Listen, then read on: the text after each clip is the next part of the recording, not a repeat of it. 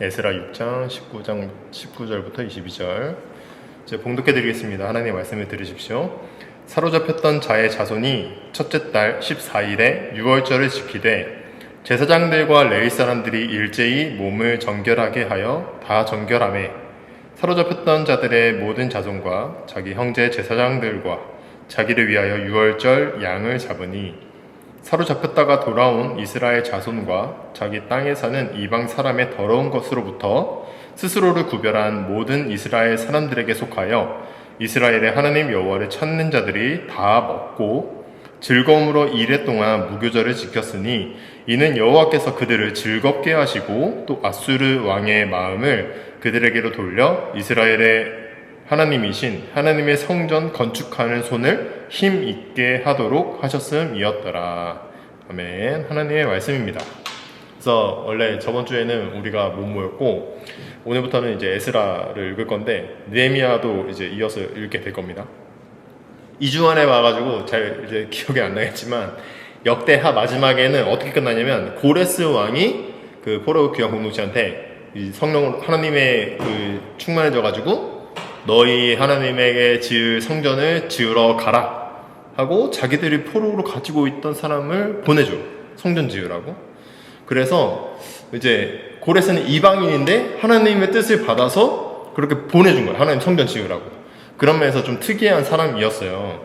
근데 그 내용이 에스라 1장 초반부에 똑같이 나옵니다. 그래서 고레스 얘기하고. 근데 제가 이제 역사적으로 근데 이제 좀 더 이제 그 연구를 살펴보니 고레스는 다 그랬대요. 이스라엘 자손한테만 그런 게 아니라 모든 자들이 포로로 잡혔던 애들한테 다 이렇게 야 너 신성비 가 했는데 우리는 우리 입장에서 하나님의 성이 임해가지고 이렇게 한 거다. 이렇게 이제 저자가 한 거죠. 근데 저자가 왜 그런 기술을 했냐면 하나님은 그런 정치 그런 것들까지도 포괄하셔서 섭리하신다는 그런 이야기였어요. 그래서 이제 고레스 왕의 숭배가 끝나고 에스라 느헤미야로 이어지게 되는데 저자 이야기를 할 때도 그래서 제가 뭐라 했죠? 역대기 에스라 느헤미야 이게 단일 저자설이 전통적으로 있었고 그 저자를 에스라라고 생각했던 그런 해석이 있다 전통적으로. 그런데 보니까 유대인 특히 역대기에서는 이제 1차로 유대계 그 레위인이 아마 이렇게 편찬했을 거고 두 번째 제사장 레위 제사장이죠. 제사장이 또 다시 한번 편집했을 거다 이런 이야기를 했습니다. 근데 어쨌든 미완이에요. 그러니까 다 그런 해석들이 병존하고 있다는 거를 얘기했던 거고 오늘 어쨌든 에스라 시작이니까 제가 에스라 이제 소개를 좀 해드릴게요. 먼저 에스라 느헤미야는 누구한테 한 거냐면 포로기 이후 공동체한테 당연히 그 사람들한테 정체성을 주려고 한 거예요. 이 정체성이 뭐게? 이스라엘 정체성이 뭐야? 포로 갔다가 왔어. 그러니까 역대기에서처럼 뭐냐면 성전 중심 공동체라는 그 정체성을 만들어주기 위한 그런 거였어요. 그래서 그 신학적 의도는 분명해. 항상. 그래서 애초에 그리고 이 책은 하나였어. 에스라 느헤미야. 이건 원래 그래가지고 어쨌든 그 신학적 의도는 분명하다. 뭐라고요? 성전 중심 신학 공동체를 만드는 그 목적이었다. 그래서 전통적으로 이 책은 에스라 느헤미야는 어떻게 나눠져 있냐? 에스라 1장부터 6장까지 나눠져 있고 이게 성전 재건에 대한 얘기예요. 그 다음에 7장부터 10장 이게 이제 토라 그 말씀 그리고 말씀에 대한 이 공동체의 이야기고 그래서 에스라는 두 개로 나눠져 있고 느헤미야는 1장부터 7장 이거는 이제 또 성벽 재건에 대한 얘기고 그 다음에 8에서 12장은 그 성전 재건이 되면서 발생하는 긍정적인 가능성. 약간 진짜 우리 뭐 이렇게 신학 공동체처럼 잘 되는 것 같은데 했는데 13장에서 좌절하게 돼요. 이 메커니즘이에요. 근데 이렇게 해서 반복된단 말이에요. 그래서 자꾸 어떤 게 반복되냐면 언약에 대한 기대로 시작하는데 방해를 받고 실망스럽게 끝나. 근데 이 실망스러운 게 또 다시 갑자기 또 어떤 사건을 통해서 편지를 통해서 등등을 통해서 다시 기대를 받게 되고 될 것 같았는데 방해를 받고 좌절하고 또 이걸 가지고 또 이렇게 됐다가 이게 반복되는 거예요. 그러면서 근데 이제 저자의 의도다. 저자는 그거를 보게 한 거다. 일부러 그 간극을 일부러 실망이라고 하는 그 포인트를 보여준 거예요. 왜 그런지 이제 좀 보여줄게요. 갑자기 잘려가지고 에스라 1장부터 6장은 고레스 칙령을 기점으로 성전 재건을 중심 내용으로 한단 말이에요. 그래서 귀환하고 성전 재건을 한다니까 사람들이 막 이제 기뻐했어. 막 기대하고. 근데 공사 중단되고 지역 세력이 방해하고 행정적으로도 지연되면서 기대를 잃게 됩니다. 성전은 그래도 어쨌든 완성이 된다. 근데 그 완성이 됐을 때 이 솔로몬 성전의 영광을 상기시키는 어떤 영적 충만의 척도로 보이는 그런 게 안 나타나요. 증상이 안 나타나. 현상. 뭐였죠? 그 성막이 있을 때는 출애굽 때는 막 구름 기둥, 불 기둥 막 있고 막 그랬어. 사람들이 막 우와 막 이러면서 그랬잖아. 또 이제 솔로몬은 그 성전 지을 때 어떻게 해요? 막 그 이제 제사장들이 딱 그 언약궤를 메고 들어와서 성전에 딱 들어가는 순간 갑자기 구름이 막 임하면서 사람들이 막 무서워가지고 막 엎드려서 막 경외심을 느끼고 막 하나님이 막 그러다 막 불 떨어져서 막 그 제사 막 살리고 막 이랬단 말이에요. 근데 여기는 하나도 안 나타나. 그러니까 뭔가 잘못됐다는 거야. 그러니까 뭔가 제2 성전은 약간 뭔가 일부러 이 내러티브를 감춘 거예요. 그러니까 왜냐? 그게 왜냐?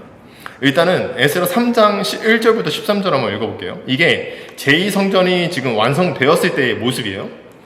제가 읽어드릴게요. 찬양으로 화답하며 여호와께 감사하며 이르되 주는 지극히 선하심으로 그의 인자하심이 이스라엘에게 영원하시도다 하니 모든 백성이 여호와의 성전 기초가 놓임을 보고 여호와를 찬송하며 큰 소리로 즐거이 부르며. 좋죠? 지금 여기까지 보면 좋죠? 여호와의 성전 기초가 놓임을 보고 여호와를 찬송하며 큰 소리로 즐거이 부르며. 근데 12절에 제사장들과 레위 사람들과 나이 많은 족장들은 첫 성전을 보았으므로 이제 이 성전의 기초가 놓임을 보고 대성통곡했으나 여러 사람은 기쁨으로 크게 함성을 지르니.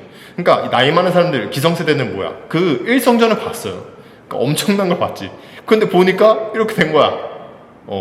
저희가 이제 성전 이제 했다가 수유에 들어가는 그 느낌 거기 그런 거였어. 근데 여러 사람들 그거 아닌 다음 세대예요. 사실 다음 세대는 어떻게 기쁨으로 크게 함성을 지렀다. 근데 13절에 백성이 크게 외치는 소리가 멀리 들리므로 즐거이 부르는 소리와 통곡하는 소리를 백성들이 분간하지 못했다. 이렇게 나오잖아요. 그러니까 여기서는 이제 제 해석인데 나이 많은 사람들은 이전에 솔로몬 성전의 임재를 받고 근데 이번에는 없잖아. 또 한편으로는 막 초라해. 대성통곡을 해요. 근데 또 다른 한편으로는 처음 본 사람들은 막 축제야. 우리가 드디어 해냈다. 이러면서 희비가 동시에 존재하잖아요. 저자는 이거를 일부러 얘기한 것 같고 제 생각에. 왜냐면 뒤에서 말하겠지만 이게 둘 다 틀렸어요. 둘 다 틀렸으니까 얘기한 거예요. 성전을 세웠는데 그 성전이 중요한 게 아니라 사실 그 사람의 마음이 중요하거든요. 그 성전 중심의 공동체가 마음속에 이 성전을 재건하는 게 중요한데 막 이렇게 된 거예요. 이따가 다시 한 번 더 볼 거고요. 지금 구조를 보는 거예요. 그래서 6장까지는 그런 내용이에요. 그 다음에 이제 7장부터 10장은 에스라가 이제 에스라가 서기관이에요.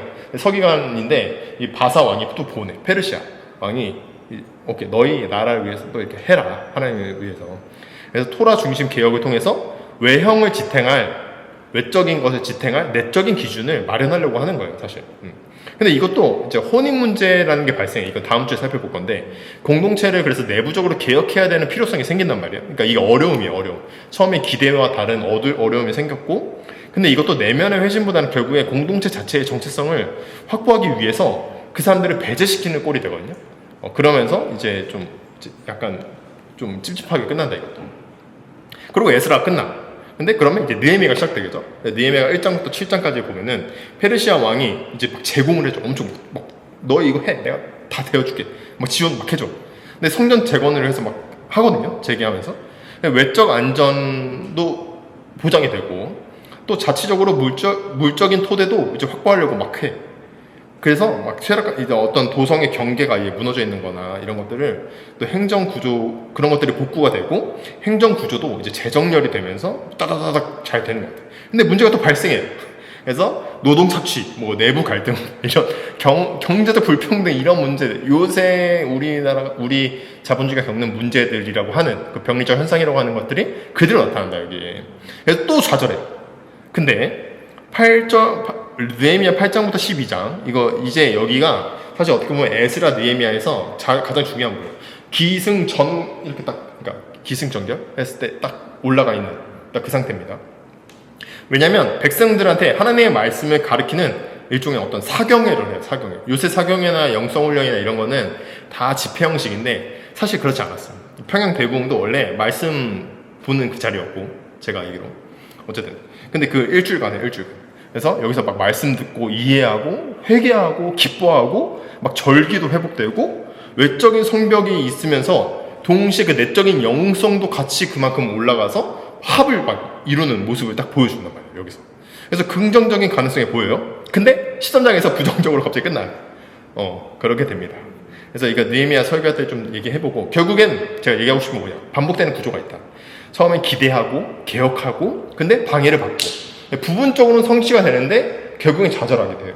이 메커니즘이 계속 반복된다. 그러니까 외적인 성전 재건이나 예배도 중요하고 사회적 참여도 중요하겠죠, 당연히. 외적인 그 모습들. 근데 동시에 중요한 게 뭐예요? 내면의 회개와 겸손한 마음이 필요하다는 거예요, 여기서는. 에스라, 느헤미야 선지자들이랑 함께 활동한 예언자들이 있었거든요, 선지자들. 그게 학개나 스가랴가 있었어요. 학개는 이제 막 정세가 막 이렇게 막 귀환하고 막 이렇게 난리치고 하니까 성전 재건을 해라 하고 사람들 막 선포거든요. 그래서 사람들한테 동기부여를 막 해주는 거예요. 외적인 성벽을 잘 지으라고. 그래서 외적인 개혁에 집중합니다. 그래서 황폐한 하나님의 집을 먼저 세우는 게 언약 질서를 세우고 하나님의 축복의 어떤 회복 이런 걸 여는 첫걸음이라고 생각한 거야, 학계는. 그래서 그 사람의 메시지는 뭐냐면 좁은 의미에서 어떤 건축의 동료라기보다는 아예 그 예전적인 질서, 그 예배적 질서를 아예 상징적으로 재정렬하려고 했던 사람이거든요. 학계는 그래서 어쨌든 그런 식으로 이제 외부적 개혁을 촉구합니다. 근데 반대편으로 또 스가랴가 있어. 학계, 스가랴 같이 활동했어요. 근데 스가랴는 반대야. 동시대에 활동했지만 내부적 개혁을 얘기했어요. 내부적 개혁. 그래서 성전을 필요를 긍정합니다. 당연히. 성전 지어야지. 근데 그 재건의 힘이 뭐냐? 네가 재건을 할 수 있는 그 능력이 어디 있느냐? 그래서 힘과 능이 아니라 영에서 찾아야 한다. 이렇게 얘기하거든요. 제가 읽어드릴게요. 스가랴 4장 6절인데 그가 내게 대답하여 이르되 여호와께서 스룹바벨에게 하신 말씀이 이러하니라. 지금 스룹바벨이 주가 돼서 지금 성전을 짓고 있는 거예요. 스룹바벨에게 하신 말씀이 이러하니라. 그래서 이제 스가랴가 스룹바벨한테 얘기하는 거예요. 만군의 여호와께서 말씀하시되 이는 힘으로 되지 아니하며 능력으로 되지 아니하고 오직 나의 영으로 되느니라. 이런 얘기를 한단 말이에요. 스가랴는 그래서 그 내부적인 어떤 하나님의 영성을 더 강조시했다는 거죠. 그러니까 예배를 드리는 성전, 제의적인 공간을 복구하는 게 하나님의 통치가 현현한다는 것을 보장해 주는 건 아니에요. 그러니까 스가랴의 비전은 뭐였냐면 성전이라는 형식이 하나님의 영이라는 걸 그런 내용으로 가득 차야 된다고 얘기를 했던 겁니다. 그래서 학계가 제시한 외적 원리, 그리고 스가랴가 강조한 내적 원리, 이런 것들이 결합되지 않을 때 재건은 어떤 제도적으로 확보가 되더라도 영적인 지속 가능성을 확보하지 못한다는 거예요. 그래서 이 대조는 에스라, 느헤미야의 실패 패턴이 단순하게 목적을 이루지 못했다 이렇게 얘기하는 게 아니라 신학적으로 이게 어떤 미완의 구성을 보여주는 거예요. 그래서 지금 본서는 뭔 얘기하는 거냐면 독자들이 그 신학적 판단을 할 수 있게끔 하는 거예요. 촉구하는 거예요. 성전이 지어졌는데 초라하다고 우는 기성세대나 자기들이 원했다는 걸 성취했다고 기뻐하는 다음 세대나 다 비판의 대상이 되는 겁니다. 외적으로 이제 갖춰진 어떤 예배, 신앙, 삶의 모습, 여러분들이 사람들한테 보여지는, 누군가한테 보여지는, 또 사회적으로 내가 그렇게 규정받는 그런 외적 모습은 내적인 영성으로 끊임없이 자신을 반성해서 내적인 검증을 계속 거쳐야 돼요. 그래서 이 반복이야말로 포로 귀환의 어떤 완성이 아니라 미완임을 확인시켜주는 거예요. 이해가 되나? 어쨌든 그래서 오늘 본문을 보면 그래서 하나님 앞에서 몸과 마음을 정결하게 하고 같이 예배도 드리고 절기를 지키니까 어때? 이스라엘 자손들을 즐겁게 하시고 더 하나님의 성전을 향한 강한 동기부여를 일으켰다는 말이에요. 오늘 본문을 보면 에스라 6장 19절부터 22절이거든요. 제가 좀 빠르게 한번 보면은 20절부터 보면은 제사장들과 레위 사람들이 일제히 몸을 정결하게 하여 다 정결하매 이렇게 얘기하고 있어요. 그래서 이 정결은 몸만 씻었다는 게 아니라 마음까지 씻었다는 걸 의미하는 거예요, 지금. 그리고 6월절 양을 잡았어요. 21절 보면은 사로잡혔다가 돌아온 이스라엘 자손과 자기 땅에 사는 이방 사람의 더러운 것으로부터 스스로를 구별한, 오케이? 더러운 것으로부터 스스로를 구별한 모든 이스라엘 사람들에게 속하여 하나님을 찾는 자들이 어떻게? 그 양들 다 먹고 또 22절에 즐거움으로 며칠 동안 유교절을 지키고 했더니 그들을 즐겁게 하시고 또 이렇게 힘있게 건축하도록 하셨다. 이런 얘기가 이제 나옵니다. 그러니까 성전, 율법, 성벽, 뭐 예배, 예전 이런 것들은, 이런 표지들은 그 자체로 신학적 목적은 아니에요. 그럼 그것도 우상이지. 그것도 우상이죠. 근데 다만 이 형식이 뭐냐? 이 형식은 그런 의미 없냐? 아니다. 공동체가 하나님 앞에서 새 마음과 새 영을 받고 그 비전에 걸맞는 사람이 되도록, 또 그런 장성한 분량이 이룰 수 있는 훈련의 장으로서 역할을 한단 말이에요. 형식은. 성경은 의도적으로 우리들의 겉과 속의 비일치를 드러내요. 외적인 모습이랑 내면의 모습을 폭로합니다. 성경은. 그래서 이 겉과 속이 다른 놈 같은 이 위선자야, 이렇게 성경은 우리한테 항상 얘기해요. 독자가 형식의 정당성이랑 내용의 진정성을 함께 물을 수밖에 없도록 성경은 계속 그런 걸 물어봐요. 그래서 히브리서 4장 12절을 보면 뭐라고 나와 있냐면, 잘 아는 말씀인데, 하나님의 말씀은 살아있고 활력이 있어 좌우에 나일선 어떤 검보다도 예리하여 혼과 영과 및 관절과 골수를 찔러 쪼개기까지 하며, 이거 이렇게 많이 듣죠. 그리고 또 마음의 생각과 뜻을 판단하느니, 이렇게 얘기를 하고 있어요. 그래서 우리의 불일치를 하나님의 말씀은 정확히 찌른다, 항상. 그래서 이렇게 성경 공부, 우리 이렇게 예배 통해서 계속 이렇게 보게 되지만, 이런 걸 통해서 우리가 다시금 이렇게 조금 영성이나 이런 것들을 적부 점검하게 된다는 거죠. 그래서 에스라, 느헤미야서도 마찬가지로 이를 묻고 있는 겁니다. 외적인 모습에 치중하고 있냐? 그 내면의 경건에 있냐? 이런 얘기하는 거예요. 바울이 디모데한테 얘기하거든요. 현대인들은 외적인 모습은 있는데 그 내면이 없다, 이렇게 얘기하고, 디모데후서 3장 5절 보면은 경건의 모양은 있으나 경건의 능력은 부인하니 이 같은 자들에게서 네가 돌아서라, 이렇게 얘기한단 말이에요. 예수님도 또 비슷한 얘기예요. 예수님도 사마리아 여인이 어디서 예배드리냐고 물어봐요. 뭐라고 하죠? 종로구 총회에서 예배드려야지. 뭐라고 하죠? 이 산에서도 말고 예루살렘에서도 말라고 하죠. 요한복음 4장 23, 24절 보면은 아버지께 참되게 예배하는 자들은 영과 진리로 예배할 때가 오나니 곧 이때라. 여호와께서 자기에게 이렇게 예배하는 자들을 찾으시니라 해서 24절에 하나님의 영이시니 예배하는 자가 자기 영과 진리로 예배할지니라, 이렇게 얘기한단 말이에요. 그러니까 영과 진리로 예배하라고 하시는 말씀을 보면, 이 내면에 대한 것들을 상당히 중요시하구나. 근데 한편으로는 또 외적인 형식도 안 중요하다는 게 아닙니다. 형식이 없었으면 예수님이 자신을 유월절에 어린 양, 대속의 어린 양으로 죽이실 필요가 없어요. 그치? 그냥 다른 방법을 찾아야지. 근데 그 방법이라는 거는 항상 형식에 매여 있다는 겁니다. 마무리하면, 에스라, 느헤미야서는 외적인 모습이란 내적인 모습의 상보성을 강조하는 거예요. 마치 칸트가 형식 없는 내용은 맹목적이요, 잘못 쓴 것 같은데, 직관 없는 내용은 뭐야? 직관 없는 내용이 공허하지. 직관 없는 내용은 직관 없는 내용은 공허하고 내용 없는 직관은 맹목적이죠. 그렇게 얘기한 것처럼, 이거는 뭘 얘기하는 거예요? 직관과 내용이 항상, 형식과 내용이 이게 상부적으로 작용해야 우리한테 이제 유의미한 인식을 준다는 얘기 아니에요. 근데 이거를 우리가 대입해보면, 외적인 모습, 제도와 이런 외적인 모습과 내적인 상한 마음, 정의, 이런 것들이 동시에 콜라보를 할 때만 우리가 그 진리를 증언한다고 할 수 있습니다. 외적인 형식인 예배는 내면의 영적인 내용을 길러주는 장이에요. 외적인 재건과 내적인 재건의 합치를 위해서 우리는 끊임없이 뭐 해야 될까요? 지속적으로 훈련해야 합니다. 그래서 이 과정이 포로귀한 공동체한테 요구되었던 것이고, 오늘날 새롭게 우리도 감당해야 되는 어떤 예전적인 과제라고 할 수 있겠습니다. 기도하겠습니다.